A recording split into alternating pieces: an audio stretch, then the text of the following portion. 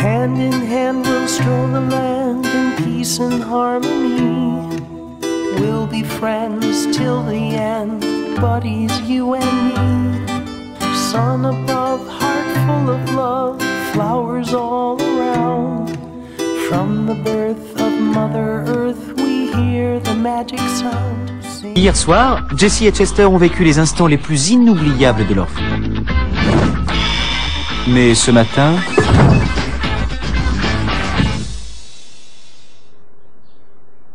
Mec, elle est où ma caisse?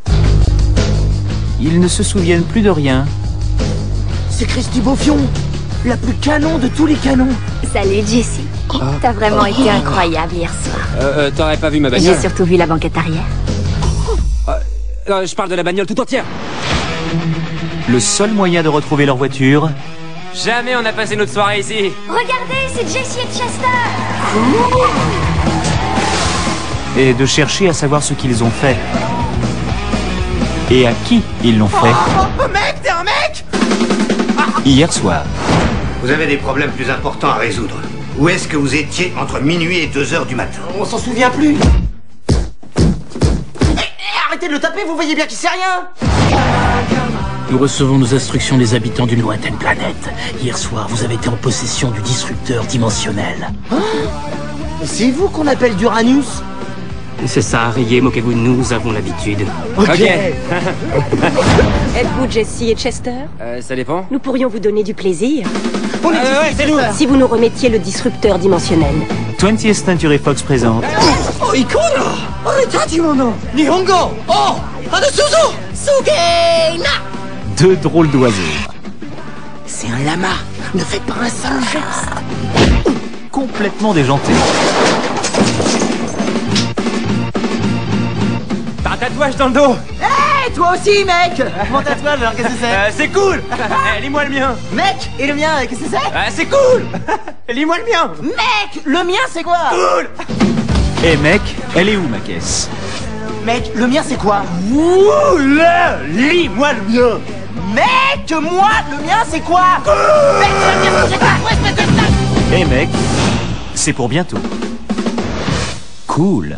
Bonjour à tous et soyez les bienvenus dans cette toute nouvelle vidéo d'État Critique. Les vacances sont terminées, me voici de retour sur la chaîne. Première vidéo après mes jours de congé et première difficulté. Notre film du jour fait partie d'une tangente d'œuvres cinématographiques complètement inclassable. Autant on peut facilement identifier le ou les genres auxquels il appartient, autant c'est relativement difficile de donner un avis objectif à son sujet tellement il s'enfonce dans son délire. Notre film du jour c'est Quitte ou Double. Soit tu l'aimes, soit tu l'aimes pas. Si tu l'aimes, tu l'aimeras vraiment au point d'en oublier peut-être certains points négatifs. Par contre, si tu ne l'aimes pas, tu le détesteras au point de le considérer comme une grosse daube dont les Américains ont le secret et au point également d'en oublier peut-être certains points positifs. La première fois que j'ai vu ce film, j'ai été consterné. La deuxième fois que je l'ai vu, je l'ai apprécié. Dans les deux cas, j'avais des arguments solides qui me permettaient de savoir pourquoi j'ai pu détester puis aimer ce film. Un film atypique, critique atypique. Aujourd'hui, je vais faire une critique contre, puis une critique pour de notre film du jour. Film du jour que je vous recommande d'ores et déjà. Aujourd'hui au programme donc, nous allons revenir sur une œuvre qui au fil du temps développera un véritable culte auprès d'une communauté de fans de la première heure, mais qui sera malgré tout défoncée dans les grandes largeurs par les critiques spécialisées à l'époque de son exploitation en salle. Je veux bien évidemment parler du film Eh mec, elle est où ma caisse, sorti en France le 18 avril 2001 et réalisé par Danny Lainer.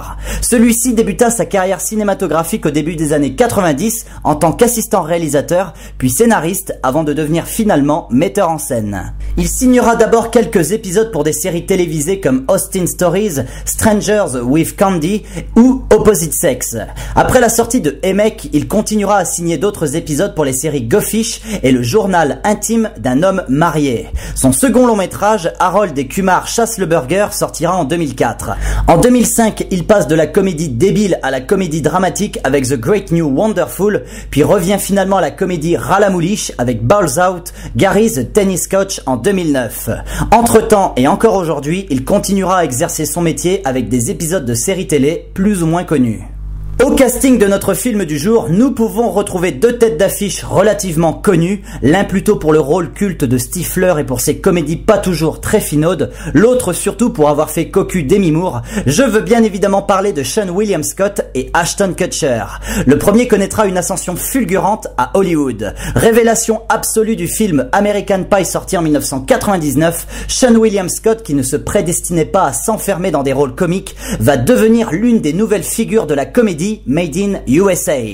On le retrouvera ainsi dans Evolution en 2001, Jay et Bob contre-attaquent la même année, Bienvenue dans la jungle en 2003, Shérif Fais-moi peur en 2005, Les Grands Frères en 2008, plus tous les autres épisodes de la saga American Pie. Il tentera une percée dans différents genres avec Destination Finale en 2000 ou surtout Southland Tales en 2007. Malheureusement, l'ombre de Stifler, son rôle culte d'American Pie, sera toujours plus forte que ses autres rôles. Ashton Kutcher, lui, connaîtra le succès avec la série télévisée That 70s Show diffusée en 1998. Sa célébrité, il la doit à son charme et à sa beauté. Il en fera d'ailleurs sa marque de fabrique en jouant dans des comédies romantiques, de Pour le meilleur et pour le rire en 2003 à Happy New Year en 2011, en passant par Mon boss, sa fille et moi en 2003, Jackpot en 2008, Toy Boy en 2009, Kiss and Kill en 2010 ou encore Sex Friends en 2011. Il tentera également une percée dans les genres avec L'effet papillon en 2004 et surtout Jobs prévu pour 2013 où il campera le rôle de Steve Jobs, le célèbre fondateur d'Apple. À leur côté dans notre film du jour, nous pouvons retrouver Jennifer Garner, Marla Sokoloff, Christy Swanson, Al Sparks et Brent Spiner. Sans transition, de quoi parle notre film du jour? Jesse et Chester se réveillent le lendemain d'une énorme cuite et découvrent que la voiture de Jesse a disparu. Problème, à l'intérieur de celle-ci se trouvaient les cadeaux d'anniversaire de leur copine, sœur jumelle. Au fil des indices, les deux énergumènes vont tenter de retracer les événements de la nuit passée. C'est ainsi qu'ils se rendent compte qu'ils sont en possession d'un mystérieux objet, le disrupteur dimensionnel, dont la fonction est totalement indéfinissable, mais qui est ardemment recherché par une secte dirigée par un certain Zoltan. Plus con comme scénario, tu te pends. Il n'y a que les Américains pour faire ce genre de film au script complètement jeté.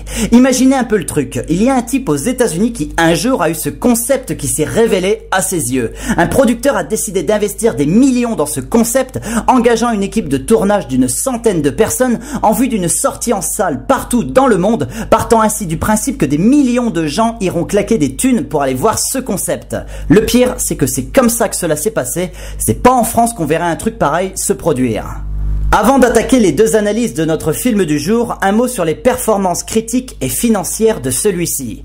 Emek Aleumakes est un long métrage qui se fera déboîter la tête à l'époque de sa sortie en salle. Les critiques les plus tendres diront qu'il s'agit d'une œuvre honteuse, absolument pas drôle et totalement inutile. Je vous laisse imaginer ce que les plus virulents ont pu dire à son sujet. USA Today écrira dans ses lignes une phrase assez assassine à propos du film. Toute civilisation qui a produit un film doté d'un tel degré de stupidité mérite d'être frappé par la famine et la peste. Tout est dit. Le succès au box-office, lui, sera assez modeste. Doté d'un budget de 13 millions de dollars, il réunira plus de 75 millions de dollars de recettes partout à travers le monde. En France, Emek passera totalement inaperçu. À peine 83 617 personnes iront voir ce long métrage à sa sortie. Malgré tout, Emek deviendra peu à peu un véritable film culte, sûrement grâce à sa stupidité outrancière. Beaucoup de personnes feront référence avec le temps à ce long métrage, de Michael Moore avec son livre Dude, Where is my country, à l'équipe de baseball des Pirates de Pittsburgh qui reprendra le signe de Zoltan. Intéressons-nous maintenant à la critique de notre film du jour. Aux critiques, devrais-je dire. Je vais d'abord me référer aux notes que j'ai prises lors de la première fois que j'ai découvert ce long métrage et qui aboutissaient sur un avis défavorable. Commençons donc par la critique contre de Emek Aleumakes. Depuis quelques années, le cinéma américain s'est essayé à tout type de comédie. Humour noir, parodie, black pipi caca, tout a déjà été traité en long, en large et en travers à l'époque de la sortie de notre film du jour. Dans cette masse de comédies américaines, un sous-genre a jailli. Un sous-genre qui puise ses ressources dans tellement de styles et de références qu'on ne sait finalement plus d'où il provient à l'origine. Ce sous-genre, je l'appelle moi-même la comédie de débile. Lointainement inspirée des frasques de Jerry Lewis, la comédie de débiles a vu jaillir des films aussi stupides les uns que les autres, réussis malgré tout pour certains, parodiques mais absolument pas référentiels, c'est-à-dire parodiant une situation sans l'appui d'une référence ciné qui aurait déjà balisé le terrain. Ça donne des films comme Zoolander, Dumb et Dumber, Ali J, J-Bob contre-attaque, Little Nicky, etc., etc. Notre film du jour est l'un des rejetons honteux de ce sous-genre de la comédie dont les enjeux sont tellement peu visibles qu'ils en deviennent indéfinissables. Emek Aleumakes appartient à ce sous-genre mais se combine également à un autre sous-genre, le stoner movie, également appelé le stoner film ou le stoner comédie. En gros, il s'agit d'un sous-genre cinématographique dont les films s'articulent avec plus ou moins de légèreté autour de la consommation du cannabis. Ici, dans notre film du jour, l'usage du cannabis est l'un des ressorts comiques du long métrage. Il n'est pas le seul. Au-delà de ça, Emek Aleumakes ne peut se regarder autrement qu'au premier degré, sinon c'est la mort assuré. Humour débile est souvent synonyme de comique de répétition, de loufoquerie ras-le-slibard, blague pipi caca interminable. Et bien ici, tout y est. Seulement ici, plus encore que dans les autres œuvres que j'ai citées entrant dans le sous-genre du film de débile, tout est construit autour de la lourdeur des vannes et situations grotesques. Autrement dit, pour faire simple, Emek Aleumakes n'a pas de scénario. Rien qu'à voir le titre du film, on sait déjà qu'il y a un gros risque de se prendre une giclée de merde cinématographique en pleine face. Eh bien, ça ne manque pas. Si vous ne vous laissez pas prendre au jeu du premier degré de Emek Aleumakes, si vous n'êtes pas sensible à l'humour de débile profond porté en louange ici, passez votre chemin car comme moi, vous vous ferez chier avec une violence jamais vue jusqu'alors. Le concept est idiot, s'articule autour d'un déblatérage de blagues pas drôles et surtout il est tiré jusqu'au bout de la corde. Imaginez 1h20 de film reposant uniquement sur du vide et vous aurez la définition parfaite de notre film du jour. Au cours du premier visionnage, j'ai été à deux doigts de couper le film plusieurs fois, je vous jure. Du point de vue de la mise en scène, on reste sur du classique. 30 metteurs en scène aux États-Unis auraient pu livrer un même travail, donc rien d'exceptionnel. En conclusion, je ne recommande cette œuvre que pour les personnes sensibles à l'humour de gros débiles, sans fond, sans forme, sans structure, sans profondeur, sans logique. Ceux qui cherchent un minimum de subtilité, vous pouvez déjà prendre réservation pour le vol suivant. Ici, il y a de fortes chances pour que cette œuvre particulière se crache dans votre estime. Les fines bouches diront que cette critique est à charge, vu que je ne m'appuie pas sur le moindre exemple pour le qualifier. Vous voulez un exemple? Regardez les 10 premières minutes, tout y est. Voilà pour la critique contre de notre film du jour. L'idée générale qu'il faut retenir de cette courte analyse, c'est que l'humour débile omniprésent, centre névralgique de la narration de notre film du jour, plaît ou ne plaît pas. C'est qui tout double. La mise en scène, les performances des comédiens, le scénario et tout le reste s'articulant évidemment autour de cet humour. Intéressons-nous maintenant à la critique pour de Emek Aleumakes, critique faisant écho au second visionnage de notre film du jour. Tout à l'heure, j'ai expliqué que Emek Aleumakes faisait partie d'un sous-genre cinématographique que l'on pourrait nommer le film débile, qui se définit comme regroupant toutes les œuvres dotées d'un scénario s'articulant quasiment exclusivement sur l'abus d'un humour stupide, prout pipi caca, avec des personnages particulièrement cons, au cœur de situations tout aussi connes. Ce sous-genre est peut-être complètement allumé, il en reste pas moins un sous-genre particulièrement complexe à maîtriser.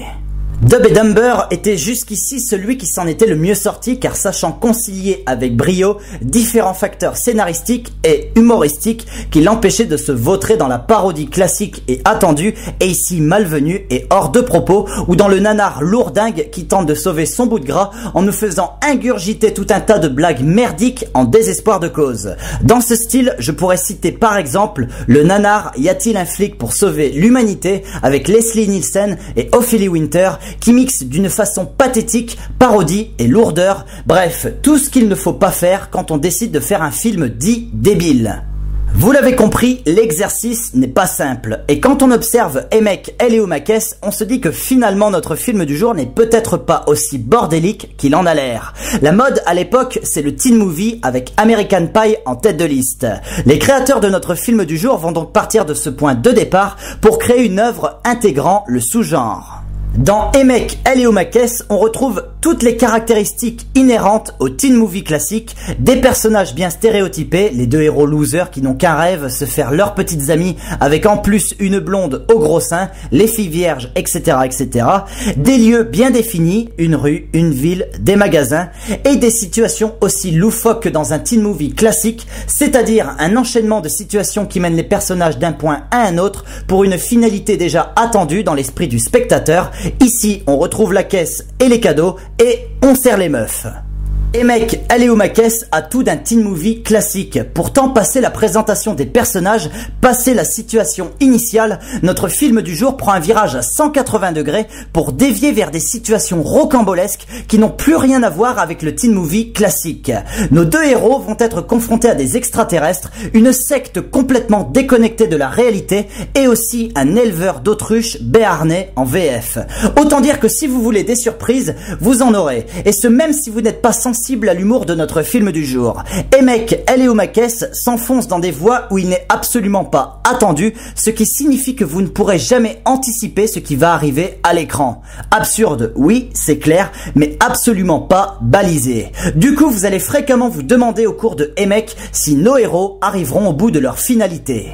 Un deuxième point que j'ai trouvé intéressant, c'est qu'en plus de cette absurdité bordélique et maîtrisée, notre film du jour a le mérite de ne jamais sombrer dans la vulgarité de bas étage. Oui, nos héros ont envie de baiser. Oui, les gonzesses sont toutes bien foutues et ont ce qu'il faut pour titiller les hormones masculines. Mais jamais mec ne se prostitue auprès d'insultes ou de références trop prononcées sur le sexe. Et mec, c'est de ce point de vue-là l'antithèse de Scary Movie 2 qui, lui, perdu dans la parodie, va s'enfoncer pathétiquement dans les blagues sexuelles lourdingues et omniprésentes. Et mec assume son statut et donne une relative profondeur à ses images aguicheuses grâce aux situations débiles dans lesquelles elles se fondent. Ainsi, une jolie paire de seins apparaît comme un détail comme un autre au cœur d'une logique irrationnelle pleinement maîtrisée et non comme une jolie paire de seins juste là pour faire bander le public masculin.